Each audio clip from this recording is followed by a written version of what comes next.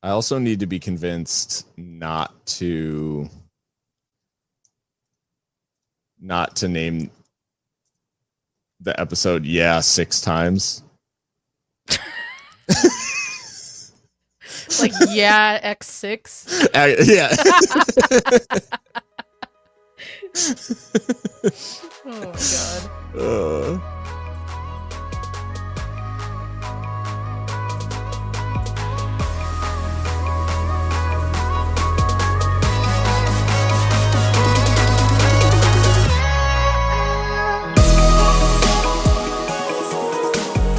Hello, everyone, and welcome to Seriously Loco, the Seriously Crazy fan podcast for El Paso Locomotive FC. I'm Phil Bakke, and I'm joined tonight by Mika Burrell. Mika, how's your Thursday night? Not too bad. I mean, we've been talking a while now, and I've been fighting for my life at work. Sounds like you have been as well. But other than that, doing all right. What about you, Phil? Yeah, all good. Each week of work is its own war at the moment, but not that far away from a weekend, and off the back of a big Locomotive victory, so got some wind in our sails after a rough stretch for Locomotive. But I mean,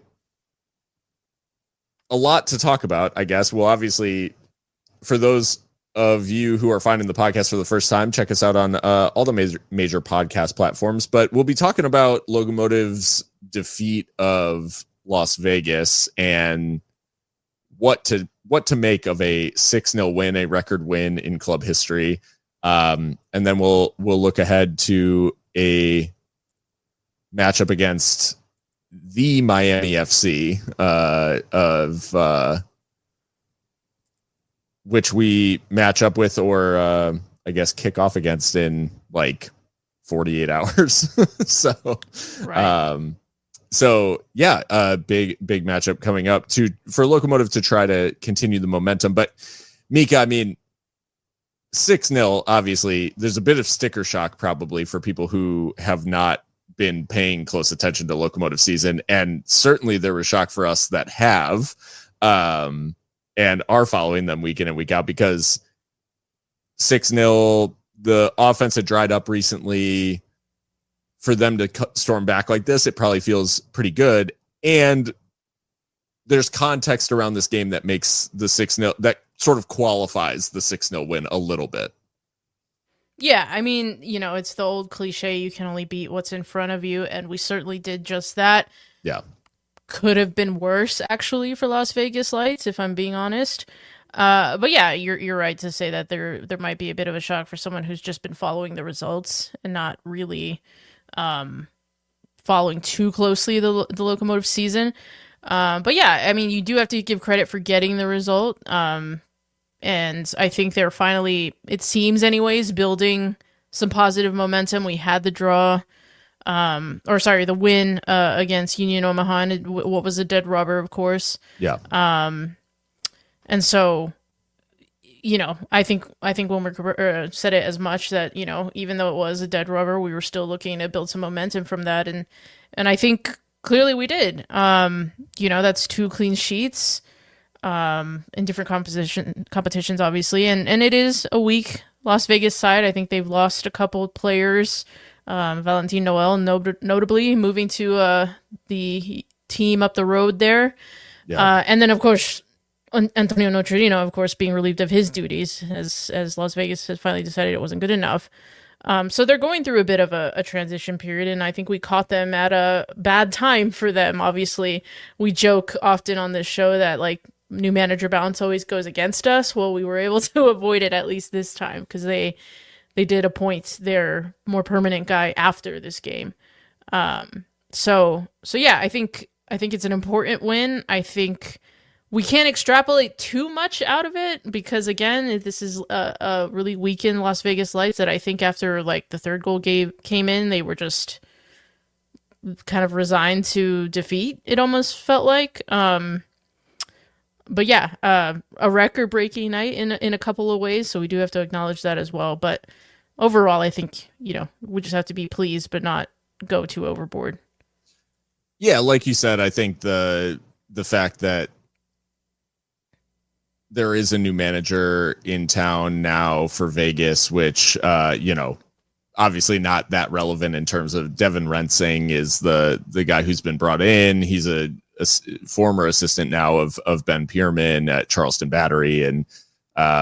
And he's in, and maybe it was, maybe some of the players for Lights, I don't want to say saw the writing on the wall, but maybe there's been a bit of, with a couple of these departures, it seems quite clear that Vegas is committed to a full sort of rebuild and retooling under Rensing. So that means that a lot of these guys who were brought in either under Dennis Sanchez last year or now, Notarino, as you mentioned, a handful of them are probably talking to their agent about what else is out there. And so it did seem like, rather than an audition for the new boss, it seemed like a lot of these guys are maybe resigned to the fact that they may not be playing for Lights for much longer, which is an unfortunate way for the project to go, given that this was a team that was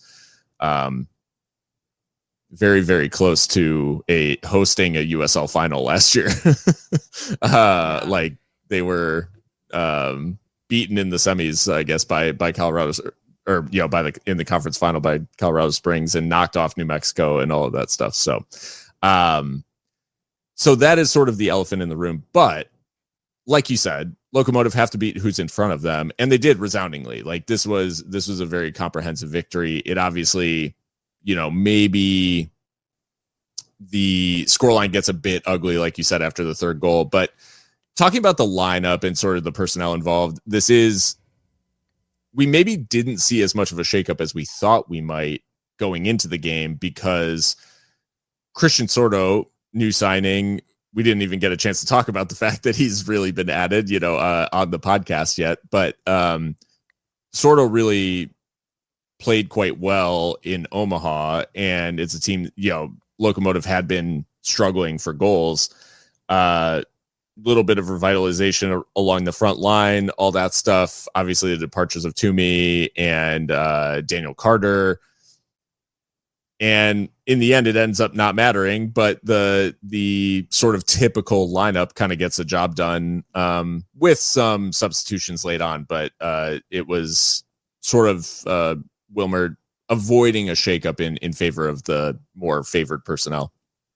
Yeah, I think I had tweeted about it on the night that had surprised me, given Sorto's performance in Omaha.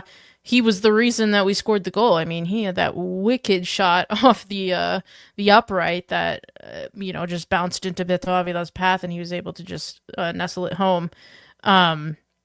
It's funny because I think we've wanted more from Beto Avila.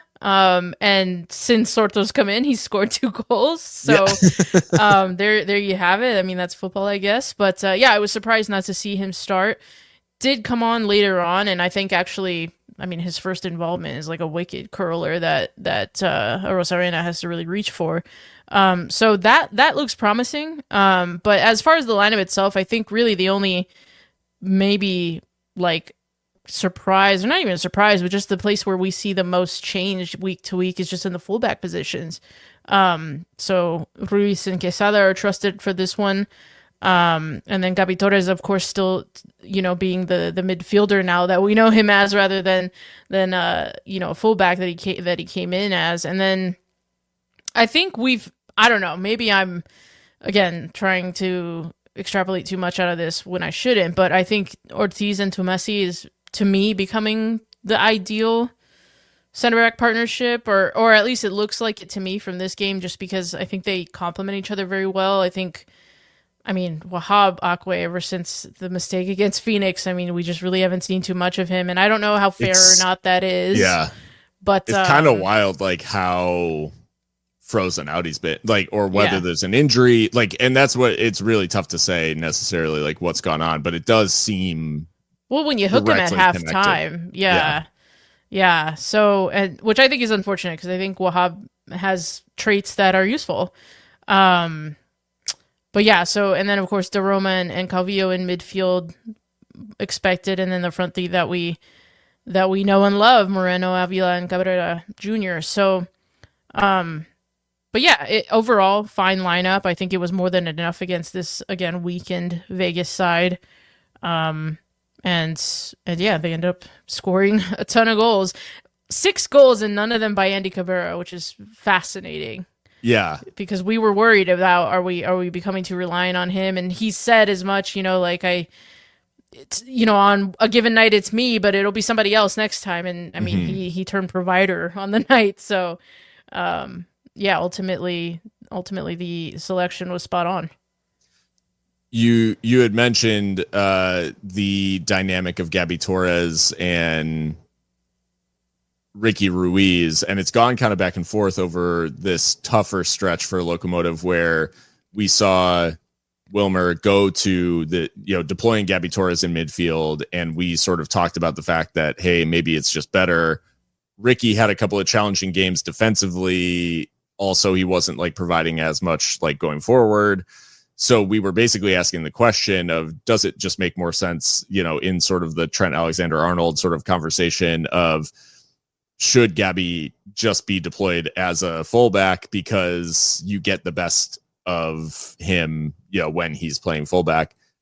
And in this particular game, him being in midfield allowed him to, in the buildup for that first goal, I guess in particular, he's in that midfield space. He's able to get a hold of the ball, dribble into a dangerous area, and then almost dribbles into an area that you'd expect the fullback to be in an attacking way, and delivers a devastating cross in which Amano Moreno heads home. But the reality of Gabi Torres is that, like, when a team permits him, and I'm not saying that Vegas were just letting him do whatever he wanted without opposition, but when a team permits him to be as involved as Gabi Torres was in this game, you're going to pay a quite steep price, because Gabi Torres just simply is like our best player. I would say when you look at like a holistic sense, it just feels like Gabi is, or maybe the most impactful would be the easier I would way say to, the most consistent in terms of performances. Sure. Yeah. Over the course of the season thus far, I think he's been the most consistent, with maybe a close second being Frank de Roma or maybe Andy Cabrera, whichever one we could argue about that one for sure. But yeah, it's felt to me like Lights didn't know like that Gabi Torres is a threat, because before the goal, we take that one free kick and he has a blast from like 35 yards that nobody seems remotely interested in closing down, and that could have snuck in. Rosarino was diving for sure. That was moving. And so I mean, that was literally a warning shot of what was to come on the night for him and from him. So yeah, I don't know if Lights have just like given up on scouting for the season. Like, I understand a rebuild, but come on, you need to do some due diligence. And it was wild watching them like step off him and just let him run the game. So I think you're absolutely right. I mean, you let a player as technical and as smart and athletic as him run riot, it's going to be a long night for you. The cross itself, just on the money, I guess, is an easy way to characterize it. Can I just say quickly before the cross, though, some of the one-touch passing just outside the D, very nice. Yeah. Very nice indeed. Like, it was, obviously the final pass is excellent, but the build-up before it was very good too.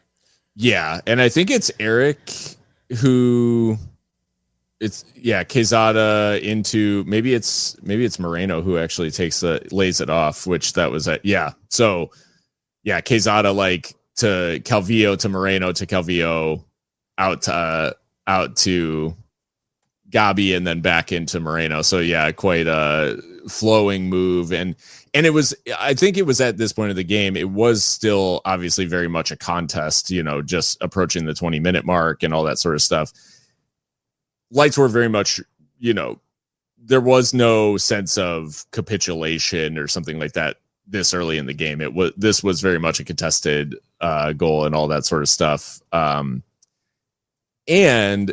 what was interesting is because, looking at this game in hindsight, it's obviously quite easy to just say like, 6-0, like Vegas just never put up a fight. They were completely, they just laid down. There are a couple of chances for lights, and some of this is self-inflicted from Locomotive, I think is fair to say, but there are a couple of chances for lights in the first half. One from Johnny Rodriguez, but then there's another one that falls to Joe Zhao, I think. Now this is after it's already 2-0, so we can talk about the second goal for Locomotive, but there's a chance that comes from like a little bit of, and I hate to dig a player out who, again, has been, when he's playing for us, is like probably one of our most like technically gifted players, Palermo Ortiz. He gets he just dallies on the ball a little bit, and the pass ends up coming across to Joe Zhao, who has like a blast, and Jamali Waite makes one of probably his best saves of the season. And at that point, it is like, it would have been 2-1. Do Vegas get like a little bit of, momentum, all that sort of stuff? And so the chance for Johnny Rodriguez, like shortly after we scored, the chance at 2-0, there is still a little bit of, I think, like maybe this is the area of concern, is just Locomotive just do always feel kind of capable of giving this goal up, even when they are full, like well on top in games. They just feel capable of conceding this sort of, nothing goal, or like maybe not sensing the danger is maybe the easier way to put it. I mean, I think we joked about it, like, we're playing with the lead again. Yeah. Because, it always feels a bit fraught. And I think the Palermo Ortiz giveaway that leads to Joe Zhao's shot, and admittedly an excellent save by Jamali Waite, who, when called on, has been great. That's not something you want to see a veteran player like him doing. He tries to like pass it through his legs. Yeah. Out from the back. And I'm like, no, like never. Like I'm okay with a long ball there, like just a clearance, or even like put it out to touch. You know what I mean? But he makes the wrong decision, and it's just like, not good enough. And actually, it's funny because he was kind of ornery on the night. Palermo was. Mm-hmm. Kind of giving folks an earful when crosses would come in and things like that. And, I'm all about having a veteran back there that can marshal things, but it was a little bit strange from him. And, luckily Jamali's able to close the angle down, and Zhao really, that was his one kind of contribution on the night right before the half, I think. Right. Yeah. Where it had already been 2-0 up, but you're absolutely right. It always feels fraught, and I don't know what can be done. Like, do you think it's a coaching thing, or like I don't know, like surely if we notice it, then they definitely do, right? I mean, I'm sure they have to. I think what's interesting about this one in particular is that they did stop the rot at halftime. Mm-hmm. Like, lights absolutely offered 0 in the second half. So there was no sort of letting them back in, which makes me think like, okay, once Wilmer was able to get them in and be like, lads, it's lights, or whatever, like halftime talk, he like gave, it just feels like maybe there was a settling that happened. Yeah. So I don't know if it is just I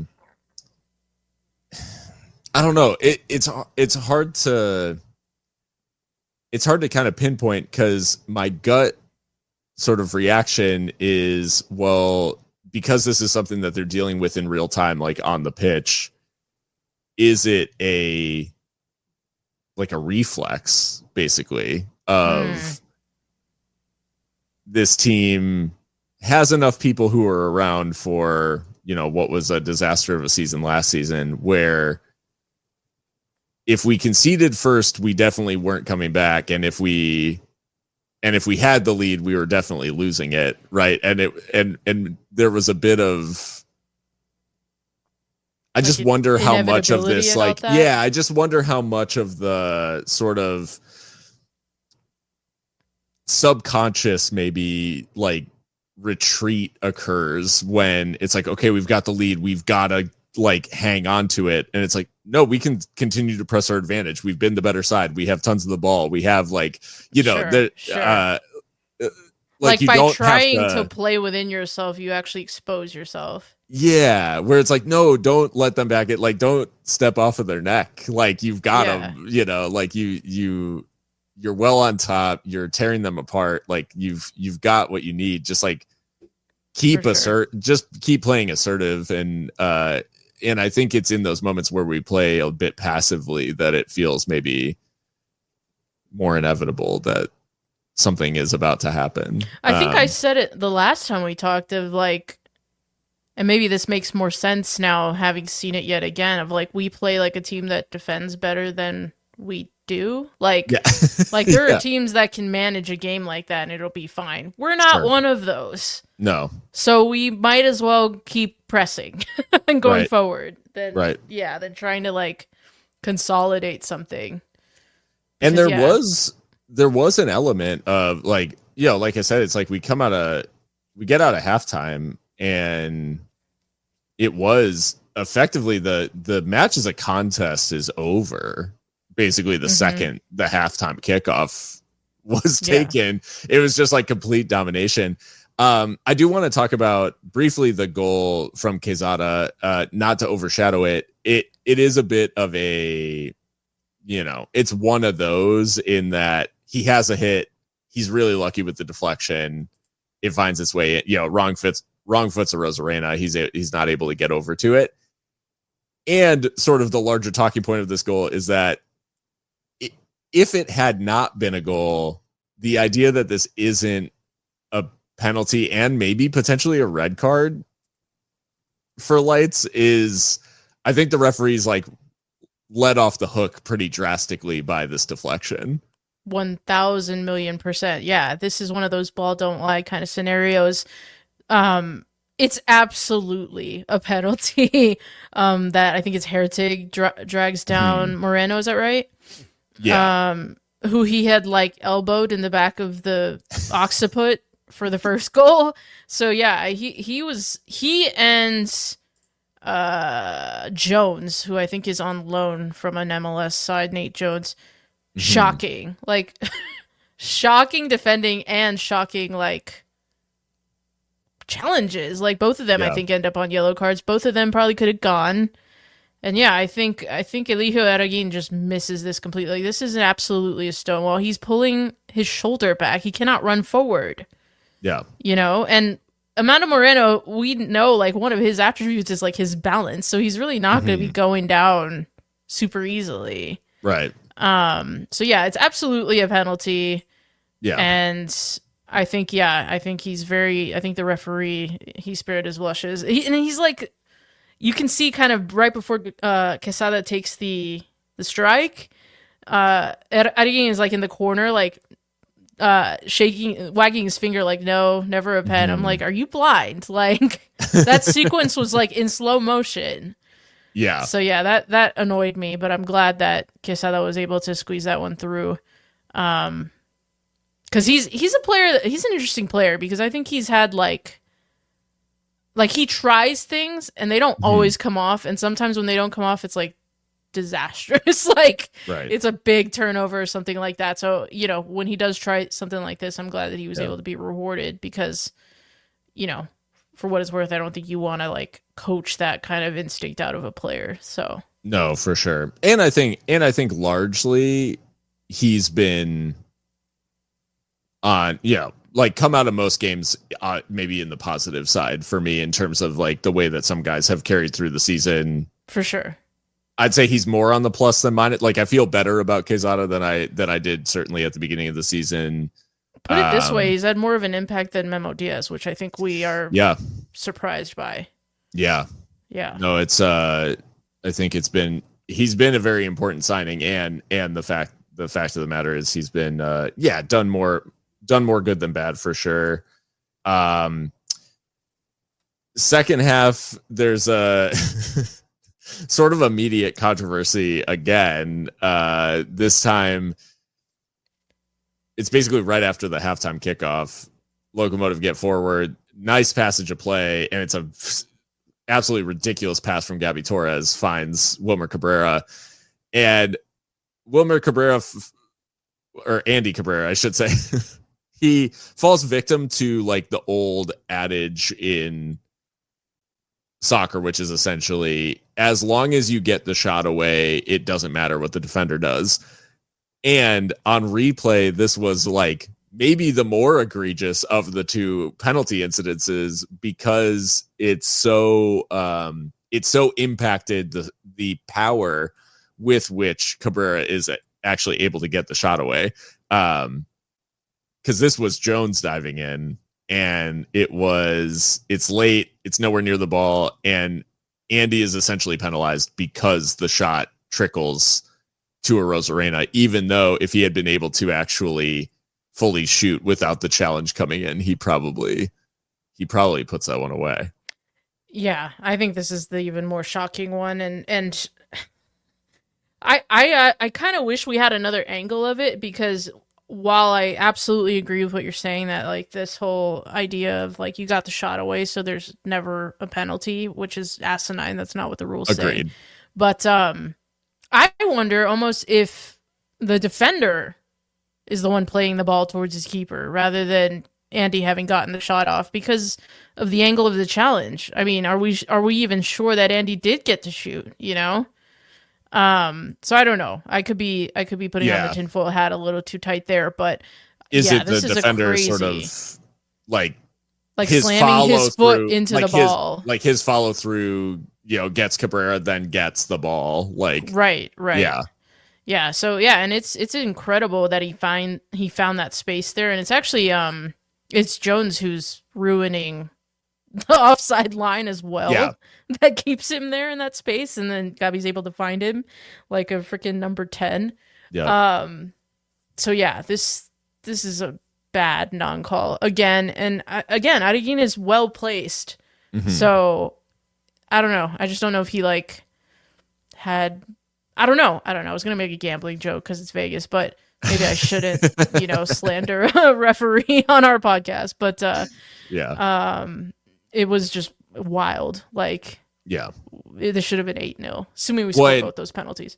Yeah. Well, and it's odd because it's like, do you wonder if it's a 1-0 game or a 1-1 game, or if Locomotive's trailing, like, is it called different? Right. And that's the difficult thing about referees is like game state obviously should not impact the way that they enforce the rules of the game. And it definitely does. And it's like the fact that this is 2-0, Locomotive have been well on top, all that sort of stuff. Like, is that influencing like how the referee is actually calling the game to avoid it being some like absurd, crooked number on the scoreboard for Locomotive? Now that I think about it, it almost makes me feel like he didn't want to send anyone off rather than he didn't want to give penalties. Because if you do give the penalties, surely both of these things are cards. Mm-hmm. And Gertic, I don't know if Jones was booked at that point yet, but I think Gertic already had been. Yeah. So, and they were both still like wiling out. Yeah.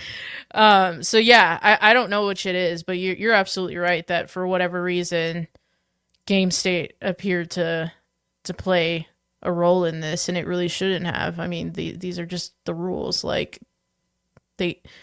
he ruins the offside trap, leaves this huge gaping space. Of course, like, if he's going to come through the back of the player, then like that's absolutely a penalty. I don't know. Just I'm glad of the result, because I'd be even more fuming if it had actually impacted us getting 3 points.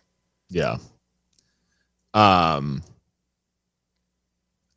The goal parade that sort of proceeds from here, it was kind of strange actually in a couple of instances, because there's a couple of these that look quite similar in their construction, but the first is sort of the first, like, you hate to say like comedy goal or whatever, but sort of because it's a decent move from Locomotive, like through midfield to attack.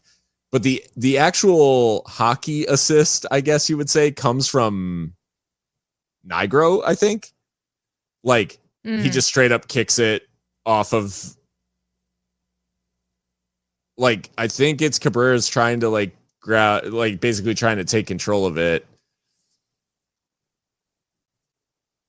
Or no, is it actually Moreno who ends up on that side? Yeah. So Moreno has, like, drifted over to the right. He's trying to dribble into the box and shape. It gets taken off of his toe, and it just happens to fall, like, to the feet of Andy Cabrera, who cuts it back for Calvillo to put away. It's a good goal, don't get me wrong, good finish as well. And the way it comes about, it just starts to feel a little bit like, okay, this is kind of it, where it's like super bad bounce for Lights, and Cabrera's in tons of space, and Calvillo has, like, made his way into the box. So it's just like a recipe for disaster, for Lights, and Locomotive are able to capitalize. Yeah, I mean, once again, it's really good, like, third man play, if you will, because there again, we've got, like, one of our, like, Smurf forwards, like, backing into one of these giant defenders to lay it off, and it's really pleasing to the eye to watch these kind of goals. But yeah, at the same time, you do have to, like, take into consideration that we were playing around traffic cones at this point. And maybe Lights had some shame of, like, yeah, we've been let off with some of these non-calls. Sure. So, like, we can't step in yet again, but, unfortunately it's past Rosarena.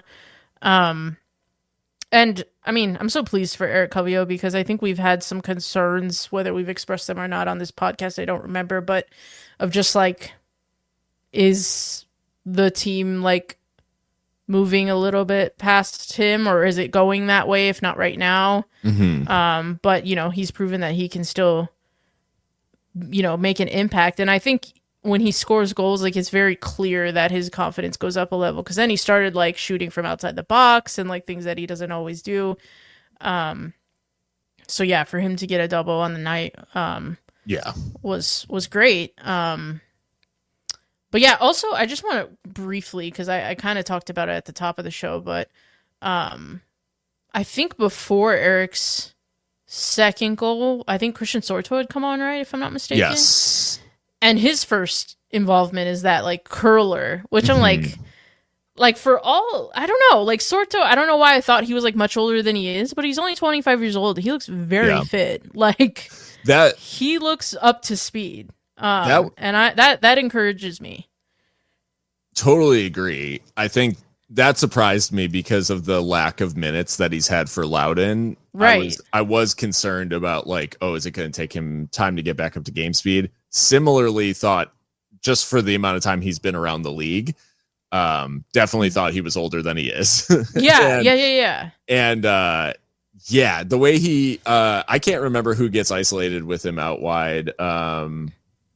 It might actually just be Budati, like, tracking back, but him. Does a nice, like, chop back. He does that sort of, like, chop back onto his right foot, and the confidence to go for goal from what is, like, admittedly not a good angle, but he just, like, he gets the run on, chops it back, and then without taking another touch, like, curls it towards the far post, and it is on target. My only wish is that it had curled in, because what a banger that would have been, like, for your first goal for the club.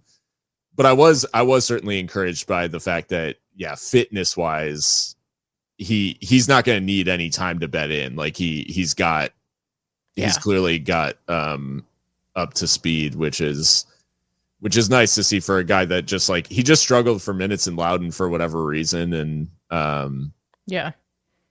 he's struggled. It's his shot. It's his chalk back, and then the shot that keeps that phase going, where Calvillo eventually scores. So right, fair play to him. He's certainly made an impact, even though it's not showing on the score sheet. Yeah. So that I've been pleasantly, like, really surprised and pleased with what we've seen from him, because you're absolutely right. Like, a mid-season signing, like that's the last thing we need is someone who has to like get fit. Like, no, we need impact right now. Yeah. And it looks like he can operate wide as well as through the middle, so that's nice. Yeah. Just so that we can keep things fresh and not get too predictable. But I just wanted to shout him out because even though it doesn't go in, like it's just really nice play. Yeah, absolutely. We should talk about Beto Avila's goal as well. That was the 4-0. It's Gabi Torres down the left once again, as per. This is a classic case of, so it's from a Jamali Waite goal kick, and it just completely, like, Vegas never recovers. Like, they are all upfield. This ends up basically being a 3v2 rush, you know, if you will, to borrow a hockey term, like odd man rush. And it, like, it's crazy. This is sort of the surrender goal for me, in terms of like, okay, it's now clear that Vegas has surrendered. Like, the game is over. Waving the white flag. Yeah, Gertig gets caught out wide against, you know, Budati's tracking back. Coleman Gannon is running back. He's 50 yards from goal still. Like, he's not going to impact the play at all. So Gabi has two options in the box, and Jones, for whatever reason, has run to defend the near post. And he runs past Beto Avila to get there. Like, he does. That is a wild decision. Like, I think it's Andy who made the run to the near post, which is by far the less dangerous option, right? Like, if he finds Cabrera here, Cabrera would have tons of work to do to actually score from that near post. Like, he either has to have like a perfect glancing header, or he's going to have to control the ball and all that sort of stuff. Jones straight up runs past Beto Avila and goes to the near post, and like the cross, all it is into, it's just to the penalty spot. Like, there's nothing crazy about. Now, it's a great delivery. Don't get me wrong. It's a great ball in, and Beto Avila's finish is quite good as well. And he must have felt like, how am I possibly in this much space in the box? Like, just no one bothered. And then everybody else tracking back was too far away from the play. So this is one where it was just like, man, like, for effectively 9 players to be taken out of a play by a punt from the keeper. That's crazy work from Lights. Like, that's just nuts. Heinous behavior. Yeah, like that. And like I said, I don't know. It just felt like a FIFA goal that you score in like an online game that's gotten like way out of hand. Where it's and like, then the other guy disconnects 2 or whatever. Yeah. And it's just, and yeah, your opponent has disconnected. It did kind of feel like one of those where it's like, in what world should Beto Avila have that sort of space in the box? Which sort of informs like the other goals, because there just ends up, Vegas just isn't winning anything. Like, there's no layoff, there's no pass, that is like, nothing is being impacted by Lights at this point. It is simply like Locomotive playing around cones, like you said. Yeah, no, it's great from Jamali, obviously, to. Yeah. Oh, it's a great spot. Like, yeah, just to put the right amount of like pace on it, so that Gabi can get to it. And you know, maybe if there's some mitigation, I don't know. Maybe Gertig, like, if you're gonna do one of your like wild tackles, maybe you just take Gabi Torres out there, because it seemed like he could have gotten there, and then he kind of pulls up a little bit, thinking I'll just try and defend the cross. But yeah, good cross. And I know that you're right, that Beto's like, how can I be in this much space? Because he's kind of like celebrating before he hits it. Like, I swear his arms are already up. Like, frame if you watch like frame by frame. And maybe it's part of his shooting technique, and I'm The no taking the look. piss a little bit, but like he knew that was going in, and he hits it like so clean. Like, that's Yeah. something you see in training. Yeah.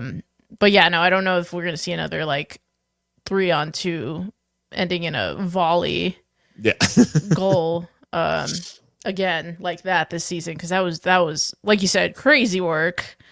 Side note, is it just me, or are the tension on our nets like too tight? Sometimes I'm like, did the goal go in? Because like the net barely ripples. Yeah. But anyway, that very actually that actually comes into play as on the last goal, because it caught Duke out. Caught Duke out completely, and I don't blame him, because it hits the stanchion and the net is so tight, so it's just like it bounces straight back out, which is just not something that you typically see. But very cool moment, like, for all of the mitigating circumstances that we're talking about. Obviously, very, very cool moment in that Emiliano Rodriguez comes into the game, which I'm gonna just be transparent with the listening public. He's called Emiliano on the broadcast, and I think like on social media and stuff like that. The broadcast listed him as Mario, and FotMob calls him something completely different.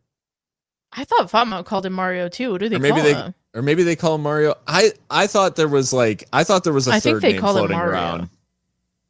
Okay, yeah, Mario. So Emiliano, Mario, but he comes into the game for Armando Moreno late on, and it is another cutback. Mm-hmm. He's in acres of space, but he has made this run, which I think this is maybe the broader point of what I wanted to talk about. But first, to give him his flowers, he takes a touch. The tracking back almost gets to him, but luckily he gets the shot away in time. And it is a very, very clean hit from Rodriguez to score his first goal for the club. And yeah, just a very cool moment to sort of put the cherry on top of a historic win for the club. And I think my question, Mika, for you is, we talk about sort of that third man play, that late run. We've talked about it for literally years now, and we talk about it in the context of Eric Calvillo, of where we think he's the best is when he has the freedom to operate in and around the penalty area in attack and be that sort of late run. Emi Rodriguez scores a goal from making that late run. My question for you is there a hesitance or maybe an inability to make these sorts of runs against teams that threaten us more, and it was only the fact that we felt sort of dominant in this game that the midfielders felt comfortable making these runs? Or is this something that is maybe coming into the game now and Wilmer's emphasizing more, and maybe this is the start of seeing this more going forward? That's a really interesting point. I think, let me think. I mean, the Eric's goal, his second goal, is, I mean, we do have possession here and we're able to like create this goal, right? But the other two, Beto's volley and then of course Emiliano's to make it 6, come from long balls, come from the counterattack, right? So I think it's easier, or maybe there's more space for those late runs when you're just going route 1. Whereas maybe we try to build more often, and when you're building, you need midfielders in midfield, right? So maybe it's that. I think you're right though, that of course confidence has a lot to do with it, because like I said, Eric Calvillo, like, he doesn't really start shooting from distance and things like that until he's already scored. So, and when he's the captain, I mean, you're setting the example, right? So I'm sure a young player like Emiliano is looking at how the other midfielders behave and still figuring out what's appropriate to do and decision making and all that. So, but yeah, I hope we see more of it, and I think that we should do more of this like Route 1 stuff. Like, why not? It works, and we have the pace. We have the pace and we have the athleticism, so why not? Yeah. Again, it's lights, so I don't know that we can do this every week. Mm-hmm. We'll have to pick and choose who we think it's appropriate against. But yeah, I think confidence plus just going and bypassing, most of the pitch will allow you to, because then everyone's got to start running towards the ball, and then you'll of course have those late runners.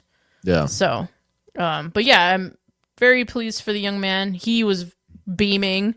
Yeah. Teammates were all happy for him. It was very cool. Yeah. Yeah. So it was nice to see. Yeah. And I mean, we talked at the top of the show about the selection, but the subs were on point too. Like, I can't even lie. That's something that we've criticized because we felt that, or at least I have, I don't know, felt that sometimes the subs are more punitive than they are tactical. Yeah. But Tony Alfaro comes on and he plays that long ball. Mm-hmm.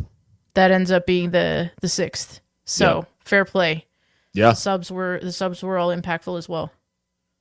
Yeah. Yeah. Have to give credit where it's due. I think we've talked about maybe Wilmer being a bit slow on the trigger. And like you said, maybe it being more about just punishing players for not playing well versus like actually impacting the game from a tactical standpoint. But in this case, certainly the impact was felt. The game ends 6-0. Obviously, we talked about it. This is a record for Locomotive in terms of margin of victory. I think 6 goals is the most they've ever scored in a game as well. So yeah, just a very resounding victory over, admittedly, like you said, a bottom of the West Las Vegas Lights team. That being said, in terms of where it leaves Locomotive for now, they do still sit 4th in the USL Western Conference, just a single point back from Sacramento and San Antonio, who are level on 27. And somehow, some way, over the last few weeks, FC Tulsa has actually pulled away and is now like the class of the West, decidedly. 35 points. So they've built a healthy 8-point gap at the top of the West. Jeez. Yeah. And them and Sacramento are maybe separating themselves a bit in terms of just quality, because, plus 10 goal difference for Tulsa, plus 12 for Sacramento. It does suggest that maybe there's a little bit of a difference there. But that being said, Locomotive still very much in the mix and go back above New Mexico United, who have a game in hand. But Locomotive very much in the playoff picture here out west as it stands. The next game, Mika, is a trip to the Pitbull. Remember when I broke this to you on the podcast? That they named it Pitbull Stadium? I don't know why the Pitbull just makes me laugh so much, like trying to make it serious in like a European way. He pays $1.2 million annually to name it that. Anyway, I mean, he is a Miami icon, fair enough, but hey, like, Mr. the 305 Pitbull Stadium. Yeah. So a trip to Miami, and it's funny because earlier in the season I would have said like, hey, this isn't your mom's Miami. Like, Miami is doing different stuff this year. Nope. We are who we thought they were. They kind of are ass this year. They're not very good. They've been on a just like horrible run of form. And I think it's safe to say that they basically have, from an offensive standpoint at least, they have one player.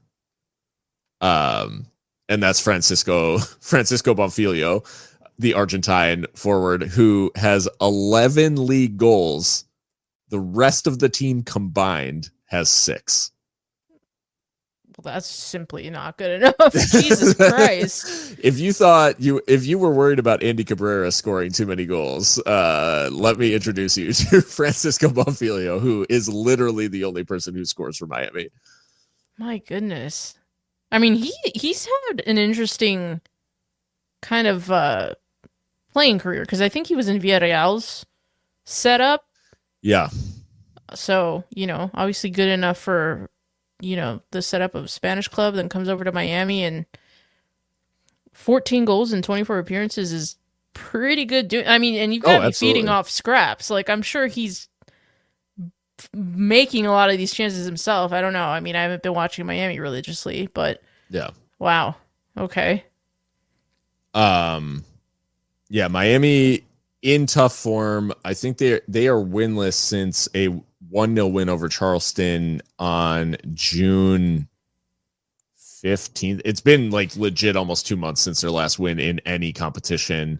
They have a couple of credible draws in their recent games. They drew Pittsburgh, they drew Tulsa. So those are two like quality teams that they have drawn against, and they are getting beat by literally everybody else. So it's just it's been a difficult stretch for Miami. They are second from the bottom of the Eastern Conference now. Only Tampa Bay is below them, and the way that Tampa Bay is going now under Dom Casciato, they got a 3-1 win against Indy 11 the other day. Tampa Bay might be moving again, so Miami needs some results, but they just haven't been getting them recently. And they even had a midweek game to try to bounce back after, like I said, a decent draw against Pittsburgh last week. They played Hartford yesterday and got absolutely beat down. It was 2-0. So on the score sheet is what it is. But from an XG perspective, Hartford 2.31 to 0.79 for Miami. It was essentially all Hartford all the time in this one. So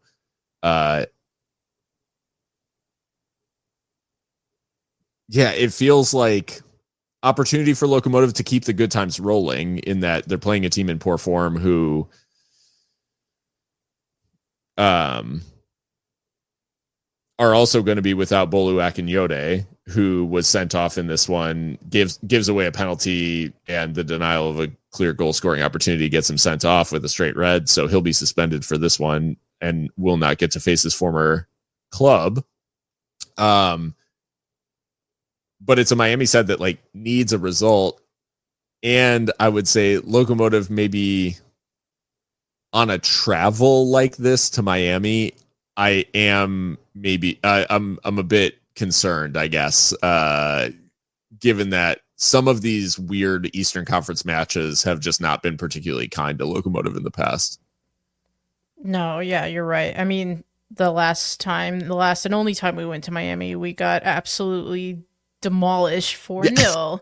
And that was a very like Locomotive coded Miami, because I think Joaquin Rivas scored a brace, Christian Sordo had an assist, Bolo Akinyode was like destroying in midfield. That was a dark day in Locomotive history. And I can't believe that was 2 years ago. Literally almost crazy. 2 years ago to 2 years ago as of the 5th. My God. That's wild. I don't think we could take anything for granted. I think we're going down to play in a fucking swamp. The air in Miami is pregnant. Like the humidity is insane. And I don't think that's going to do us any favors. I think you got to do what I think is the obvious thing and start Christian Sordo against his old side. Right? I mean, surely. Do the mark, oh gosh. His name will come to me. Mark would always play one guy against Colorado Springs, and that was the only match that he would see the light of the day. He was a winger. He was a winger. Oh, yes, I know exactly what you're talking about. I see it in my mind's eye. It'll come to me. It'll come to me. Someone listening to this is yelling at of course. Like, some sicko out there. Locomotive bar trivia. But there was essentially deploying someone against their former side as like one motivation to like gets them in the team. And I do think it'll be important, like, and this is my one maybe criticism of Wilmer's selection is at some point, like, he's rotated well at fullback, but everywhere else in the team, we're gonna have to rotate at some point.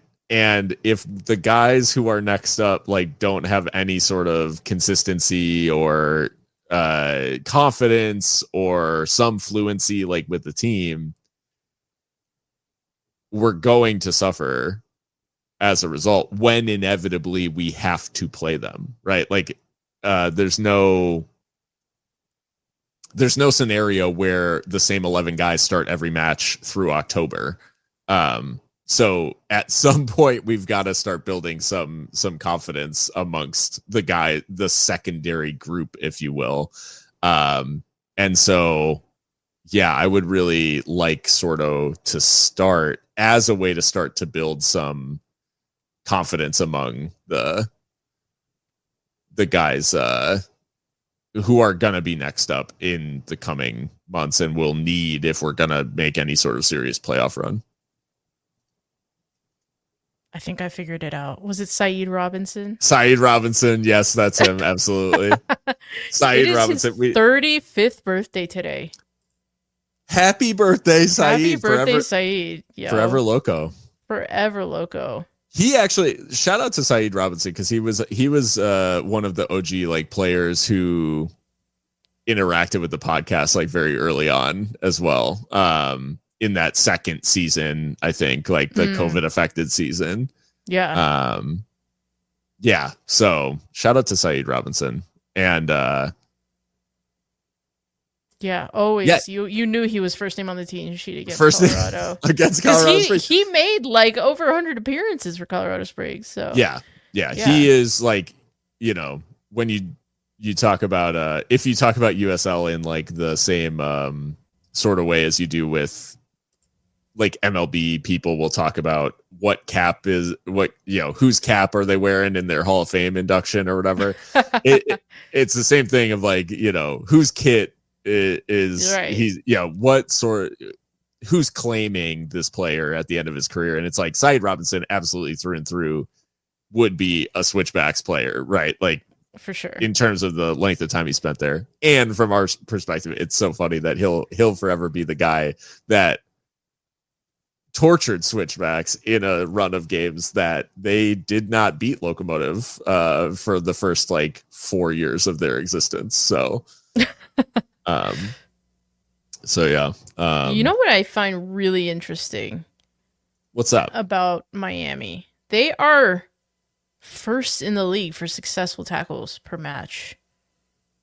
That's wild, actually. Which is like good and bad, right? Mm-hmm. Also, they're first for penalties conceded, yellow cards, red cards. Like, they just, sure. So, like, it tells me they're like flying it, and you know, fighting for their lives. Yeah. But I mean, apparently, they're at least getting some of these tackles right. So, I think, you know, maybe we need to be prepared for that of a feisty game, and they're right up there with possession one in the final third as well. I think fourth in the league. So yeah. Well, worth noting, and fourth for fouls per match. So there we go. Like, just expect war. Yep. Because that's all that they can do. I was gonna say, so Gaston Madoni, their manager, Argentine, and they have 9 rostered Argentinians. Oh, okay. Now it's making sense. Yeah, it's wild how like the Argentine, the gaucho spirit of this team is pretty wild. Oh no, we're done. And so I don't know. It is, and these are like grizzled guys too. Like Bonfilio is 23, but then like Blanco's 37, Zarate, I don't know how old he is. Melano's 32. Yeah, like they're older. Yeah. Celeste is 31. Yeah. So we're about to like, we might have a bad time. At least physically. These are the fighters for sure. And I think like the